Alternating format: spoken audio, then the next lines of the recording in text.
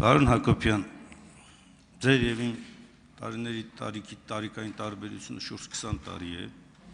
սա մի ողջ սերունդ է, եւ ես հարգում եմ այս տարբերությունը, եւ որպես ավագ սերունդ խնդրում եմ ձեզ մի քանի հարցերի պատասխանել։ Համեցեք։ Առաջինը, դուք եղել եք Հայաստանի մշակույթի նախարար մի այնպիսի ժամանակահատվածում,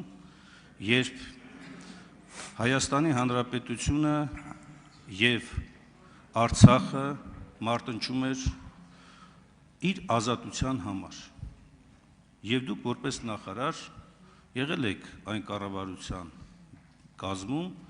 որը նաեւ ղեկավարել այդ պատերազմը ու շահել է։ Այդ դուք ձեր երեկվա խոսքում գրավոր տեքստում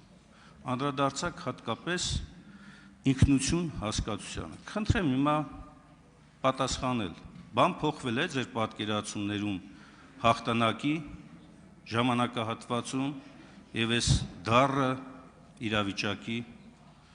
ժամանակահատվածում, ձեր մոտեցումը, ձեր պատկերացումները։ Երկրորդ, թեև դուք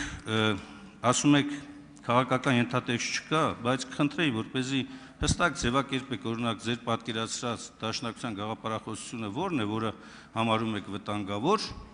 եւ որը համարում եք փոփոխման ենթակա, կամ մահ կամ ազատություն կարգախոսը, կամ ազատություն կամ մահ, երկուսն էլ ի դեպ Դաշնակցության օրենքով ամրագրված, մտավոր սեփականությամբ գրանցված կարգախոսներ են։ Էությունը այս հասկացությունների եւ ի վերջո մի կարևոր հարցադրում։ Դուք որպես մտավորական ինչպիսի վերաբերմունք ունեք հայ առաքելական եկեղեցու նկատմամբ այսօրվա իշխանությունների կողմից ձեռնարկված Պարոն Եղոյան, Տիկին Ղազարյան։ Շնորհակալ եմ։